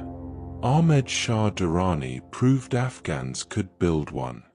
The Durrani Empire gave Afghanistan a foundation of statehood, a national political identity, a central role in regional power struggles. But it also revealed the permanent challenge of Afghan history. Afghanistan can rise strong, but the world never stops pressing against it. And now, the pressure becomes global. Britain and Russia approach, and Afghanistan becomes the center of one of the most intense geopolitical rivalries in history. The Great Game, Britain, Russia, and Afghan resistance 1826 to 1919. When Afghanistan became the world's chessboard. Afghanistan had survived empires for centuries. Persians, Greeks, Mongols, Mughals. It had been conquered, shattered, rebuilt, and reformed into its own state. But in the 1800s, Afghanistan faced something new. Not just invasion, but strategy. Because now the greatest powers on earth weren't fighting only to conquer Afghanistan. They were fighting to control what Afghanistan represented. A gateway, a buffer, a barrier between worlds. To the south, the British Empire had taken India, becoming one of the wealthiest imperial forces in history. To the north, Russia expanded steadily through Central Asia, growing closer and closer. And Afghanistan sat between them like a lock on a door both empires wanted to open. This rivalry became known as the Great Game, and Afghanistan became its center. A country under pressure from all directions. Afghanistan in the early 1800s was already dealing with internal challenges. Leadership instability, rival factions and regional strongmen, tension between central control and local autonomy, economic strain and shifting alliances. This made Afghanistan vulnerable to outside influence. Because foreign powers often look for internal weakness to exploit. Britain didn't necessarily need to conquer Afghanistan fully. It needed Afghanistan to be predictable, controlled, or at least neutral. But Afghanistan's history has never been predictable. And that unpredictability terrified imperial planners.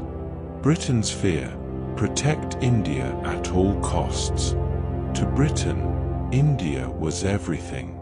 It funded the empire. It provided wealth, prestige, and strategic power. So Britain developed a simple obsession. India must be protected. And if Russia approached India through Central Asia, Afghanistan became the obvious danger zone. British officials looked at Afghanistan and saw, if Russia controls Kabul, India could be threatened. Whether that fear was fully realistic or not, it became British policy. And policy built on fear tends to become aggressive. Russia expands south. Russia, meanwhile, pushed deeper into Central Asia. Step by step, city by city, territory by territory. This movement wasn't always directly aimed at India, but British officials believed it was. The Great Game was defined by suspicion. Both empires imagined the worst about the other, and Afghanistan became the buffer state trapped between two expanding giants. This created an impossible situation. Afghanistan wanted independence. Britain wanted control. Russia wanted influence. and none of these goals could fully coexist. The First Anglo-Afghan War, 1839 to 1842. Britain decided to act. It launched the First Anglo-Afghan War, hoping to install a friendly ruler and secure Afghanistan as a pro-British buffer. This was the imperial mindset. If a country is strategically important, you control its leadership. British forces entered Afghanistan. At first, they achieved success. Kabul was taken. A ruler favorable to Britain was installed. From a British perspective, it looked like the plan worked. But Afghanistan is not a place where controlling the capital means controlling the country. Kabul is not the whole land. And occupation does not mean loyalty. Resistance grew. The disaster retreat from Kabul. The First Anglo-Afghan War became one of the most infamous military disasters in British imperial history. Afghan resistance intensified. British forces and their allies attempted to retreat from Kabul, and that retreat became catastrophic. Harsh terrain, winter conditions, attacks from Afghan fighters. The retreat turned into destruction. It became a symbol of Afghan resistance and British miscalculation. It taught the empire a brutal lesson. Afghanistan is not easily held. Not by force. Not by politics. Not by arrogance. Britain learns a new strategy: influence without occupation. After this disaster, Britain realized full occupation was costly and humiliating. So its strategy evolved. Instead of ruling Afghanistan directly, control it indirectly, through diplomacy, through subsidies, through pressuring rulers, through border control. Britain still wanted Afghanistan to serve as a buffer, but now it aimed to do so without repeating the Kabul catastrophe. Still, imperial desire for control never truly vanished. It only changed shape. The Second Anglo-Afghan War, 1878 to 1880. The Great Game didn't end with the First War. Tensions remained. Fear remained. And eventually, Britain fought again. The Second Anglo-Afghan War. This conflict was driven by British anxiety over Russian influence and Afghanistan's independence. Britain wanted control over Afghanistan's foreign relations. Afghanistan wanted sovereignty. The result was war. Again. This period reinforced Afghanistan's role as a buffer state battlefield, caught between imperial pressure and national survival. Abdur Rahman Khan, the Iron Emir. After the Second Anglo-Afghan War, Afghanistan came under the rule of Abdur Rahman Khan, often called the Iron Emir. His reign was harsh, centralizing, and deeply focused on strengthening internal control. He understood something that many Afghan rulers understood before him. If Afghanistan is divided internally, outsiders will dominate it. So he pursued central authority aggressively. His rule strengthened the Afghan state, but it also came with internal violence and heavy control. He was building a state strong enough to survive the Great Game. Because in this era, Afghanistan needed structure as much as courage. Borders drawn, the Durand Line. One of the most important and controversial outcomes of this period was the drawing of borders. Imperial powers wanted clear boundaries, but Afghanistan's people, tribes, and communities did not always live according to neat border lines. The Durand Line, established in the late 1800s, created a boundary between Afghanistan and British-controlled India. This border had enormous long-term consequences. It shaped regional politics, identity, and tension for generations. It is one of the most significant moments where Afghanistan's future was shaped by foreign imperial decisions. In many ways, the Great Game didn't only bring wars. It brought borders that would echo into the modern era. Afghanistan's survival method, neutral but armed. By the early 1900s, Afghanistan existed in a delicate balance. It was not fully colonized like many states, but it was pressured constantly. Afghanistan survived by resisting occupation, maintaining internal authority, balancing diplomacy and protecting its independence fiercely. The goal was simple: stay sovereign at any cost. But the great game was still unfolding, and another global conflict was approaching: World War I and Afghan calculation. During World War I, Britain was distracted. Europe was burning.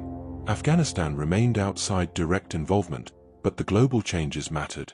Because every world war rearranges power, and Afghanistan watched closely. Afghanistan had always been a land of strategy. It knew how to wait for weakness. And the moment after World War I would create a new opportunity. 1919, Afghanistan declares full independence. In 1919, Afghanistan fought for and asserted greater independence in what is often known as the Third Anglo-Afghan War. This conflict was shorter than earlier wars but carried huge symbolic weight. Afghanistan secured control over its foreign policy and strengthened its independence. This marked a turning point. Afghanistan was no longer simply surviving the Great Game. It was asserting itself against imperial dominance. For Afghanistan, 1919 became a defining moment of sovereignty. Afghanistan's story had always involved resisting empires. Now it became an officially independent modern state. But independence in the 20th century came with new challenges: modernization, reform, political struggle, and eventually, Cold War conflict. Closing reflection: Afghanistan defies the empires. The Great Game era is Afghanistan at its most legendary in global history. Not because it became the strongest empire, but because it refused to be conquered like others. Britain invaded, Afghanistan resisted. Britain returned, Afghanistan endured. Borders were drawn, Afghanistan survived the consequences. Imperial rivalry turned the land into a chessboard, Afghanistan remained a living nation. Afghanistan became a buffer state by geography, but it remained independent by will. And now the modern age begins. The next chapter takes Afghanistan from independence into the 20th century. Reform attempts, political upheaval, coups, the Soviet invasion, civil war, and the modern era that still shapes Afghanistan today. Because Afghanistan's history does not calm down after 1919. In many ways, it intensifies. Modern Afghanistan, reform, conflict, and survival. 1919 present. A country that entered the modern world under fire. In 1919, Afghanistan achieved something rare. In an age when empires still ruled half the world, Afghanistan secured its independence. It stood sovereign. It had survived Persia's pull, India's empires, Britain's invasions, and Russia's shadow. And now, the modern era began. But Afghanistan did not enter the 20th century as a peaceful nation ready to simply develop. It entered the modern world carrying the weight of its geography, a crossroads of empires, a land of mountains and borders, a place where global powers always see strategic importance. Afghanistan's modern history is one of the most intense stories on earth, because it includes reform and backlash, revolution and terror, foreign invasion, civil war, global intervention, and a constant struggle to hold a nation together through decades of conflict. This is Afghanistan's modern chapter, a story of survival in the most unforgiving era of history. 1919, independence and the dream of modernization. After securing greater independence, Afghanistan faced a new challenge. How do you become modern without losing identity? How do you strengthen a state without breaking society? Afghanistan's rulers knew the world was changing. This was the age of new weapons, new ideologies, new economies, and global imperial politics evolving into global superpower politics. Afghanistan could not remain isolated forever. So modernization became a national question. And with modernization came conflict. Because reform always creates winners and losers. Amanullah Khan, the reforming king. One of the most important early modern leaders was King Amanullah Khan. He pushed reforms with the ambition to modernize Afghanistan quickly. He wanted stronger central government, modern education, new legal structures, improved foreign relations, social reforms. Amanullah represents Afghanistan's constant dilemma. The state wants to modernize fast to survive globally, but society changes slowly, and too much change too quickly can create backlash. Afghanistan is not just one political system. It is many communities, traditions, and local structures. If reforms move faster than stability allows, the country fractures, and that is what began to happen. Reform meets resistance. Emanuela's reforms triggered resistance from groups who feared rapid change. In Afghanistan, this tension between reform and tradition is one of the most recurring themes of modern history. Some saw reform as liberation. Others saw it as attack on identity. The result was instability. Eventually, Emanuela's rule collapsed, demonstrating a brutal reality. Modernization without consensus can ignite crisis. Afghanistan's challenge was never only to change. It was to change without tearing itself apart. The long search for stability. After Emanuela, Afghanistan experienced shifting rule and attempts at rebuilding stability. Over the decades, the monarchy continued but moved cautiously. Gradual reform replaced rapid reform. The state tried to balance development with tradition. Afghanistan wasn't frozen in time. It evolved, but carefully. For a while, especially in the mid-20th century, Afghanistan saw periods of relative calm. Cities modernized. Education expanded. Kabul became more connected to global life. Afghanistan appeared to be moving toward a stable modern future. But beneath the surface, political tension continued. 1973, the monarchy falls. In 1973, the Afghan monarchy ended in a coup. This was a major turning point.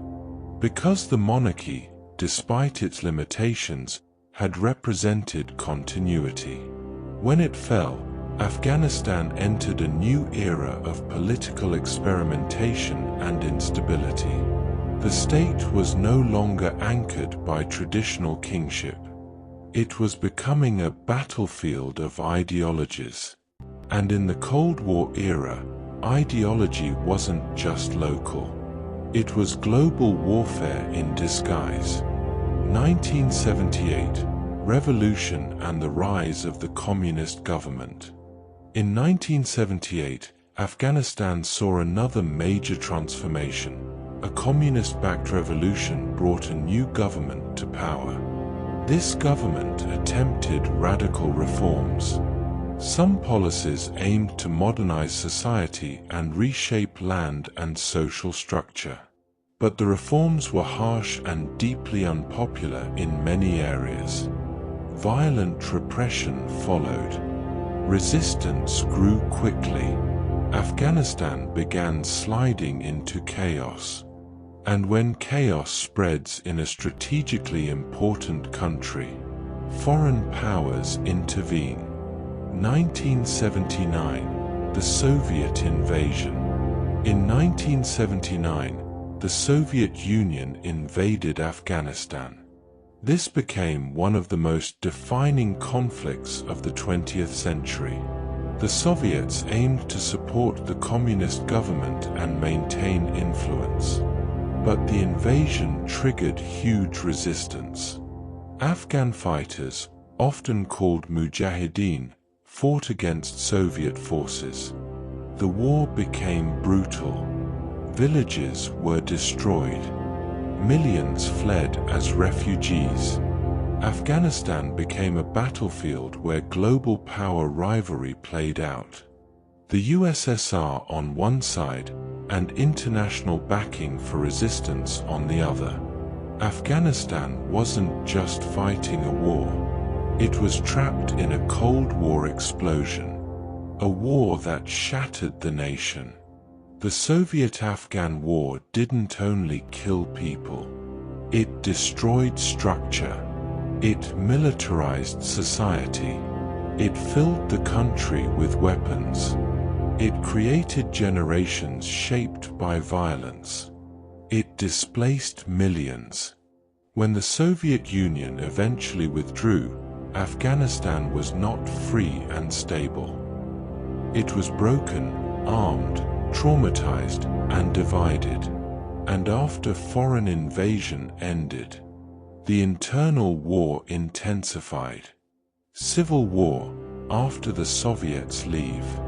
After the Soviet withdrawal, different factions fought for control. The state collapsed. Warlords competed. Cities became battle zones. Kabul suffered heavily. This era was defined by fragmentation, insecurity, and exhaustion. The Afghan people faced not only foreign invasion, but the collapse of internal unity. Afghanistan's greatest threat has often been division, and now division was tearing everything apart. The Taliban rise. Out of the chaos, a new force emerged. The Taliban.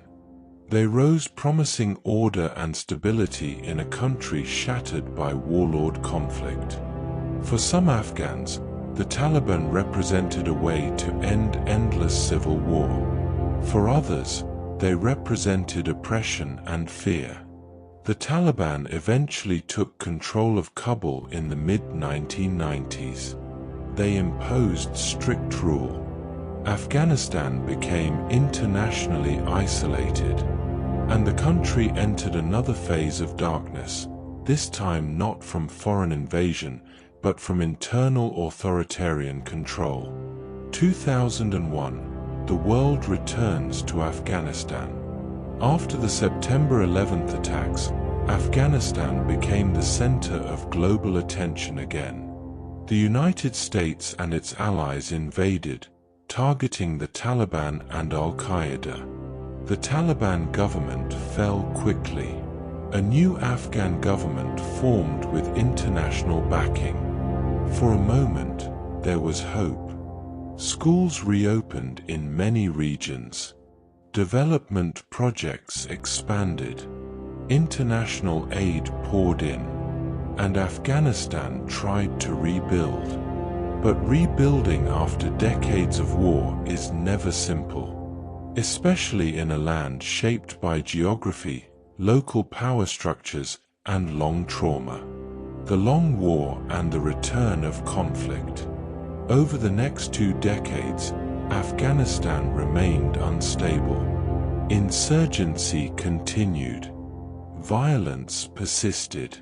Civilian suffering remained high. The Afghan state struggled with corruption, internal division, fragile security, dependence on foreign forces, and deep regional complexity. War became normal again, and in a long war, patience runs out globally. Foreign forces eventually withdrew, and Afghanistan faced another dramatic turning point. 2021, the Taliban returned to power. In 2021, the Taliban returned to power as the Afghan government collapsed rapidly after international withdrawal. This shocked the world, and it changed Afghanistan's future again. Afghanistan entered a new era, still unfolding now.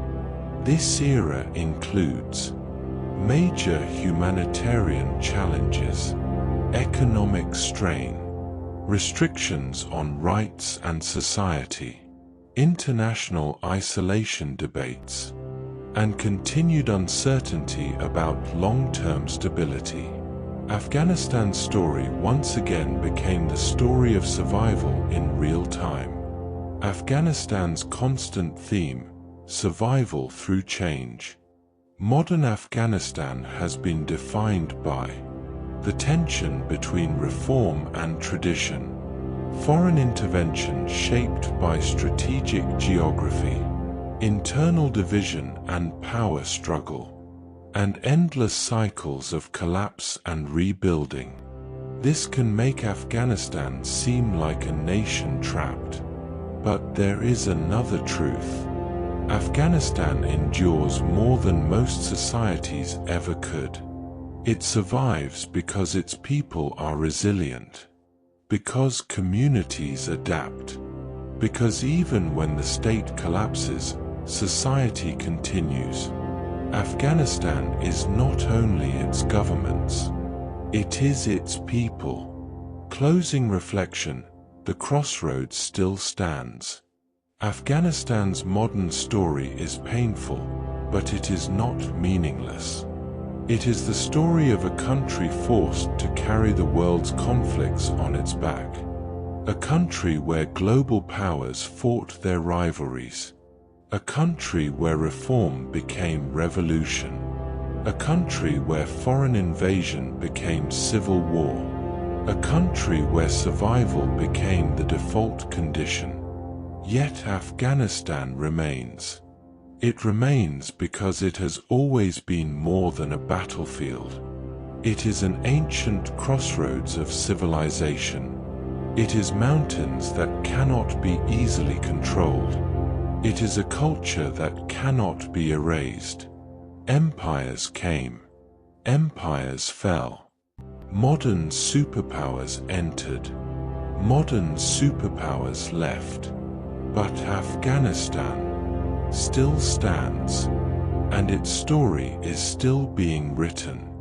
As the moonlight touches the snow-capped peaks of the Hindu Kush and the desert winds soften to a whisper over the ruins of empires past, our journey through Afghanistan comes to its rest.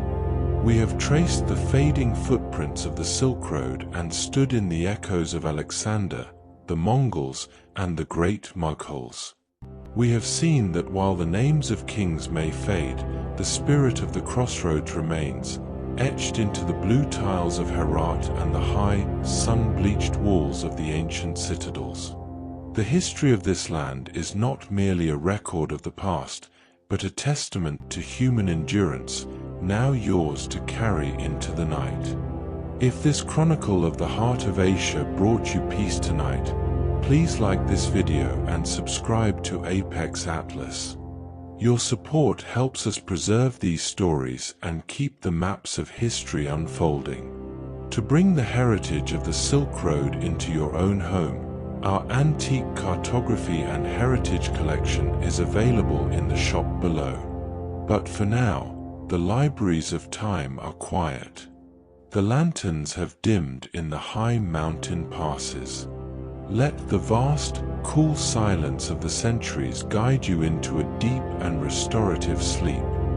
Thank you for wandering with us through history. Sleep well. Good night.